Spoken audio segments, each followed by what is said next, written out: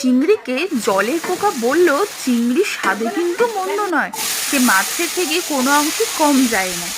চিংড়ি মাছের তো অনেক রেসিপি ট্রাই করেছি, কিন্তু আজকে ভাবলাম যে একটু পাতলা করে ঝোল বানাবো। সেই কারণে প্রথমে চিংড়ি মাছটাকে ভেজে নিয়েছি, তারপর এখানে আলুগুলোকেও ভেজে নিয়েছি, তারপর একে একে পেঁয়াজ কুচি, কাঁচা লঙ্কা কুচি, টমেটো কুচি, অল্প নুন দিয়ে ভালো করে ভেজে নিয়েছি। তারপরে একে একে গুঁড়ো মশলা যেমন হলুদ গুঁড়ো, জিরে গুঁড়ো, ধনে গুঁড়ো, আদা রসুন পেস্ট তারপর দিয়ে মশলাটাকে ভালো করে কষিয়ে নিয়েছি। মশলা কষানো হয়ে গেলে এখানে ভেজে রাখা আলুগুলো দিয়ে দিতে হবে। তারপর সব কিছু ভালো করে কষানো হয়ে গেলে এখানে জল দিয়ে দিতে হবে। তারপর চিনি আর নুন দিয়ে ভাজা মাছগুলোকে এখানে দিয়ে দিতে হবে। তারপর ঝোলটা ভালো করে ফুটে গেলে গুঁড়ো গরম মশলা দিয়ে খানিকক্ষণ ফুটিয়ে নিলেই রেডি হয়ে যাবে চিংড়ি মাছের ঝোল। তোমরাও কিন্তু এই রেসিপিটা ট্রাই করতে পারো গরম ভাতের সাথে। টাটা।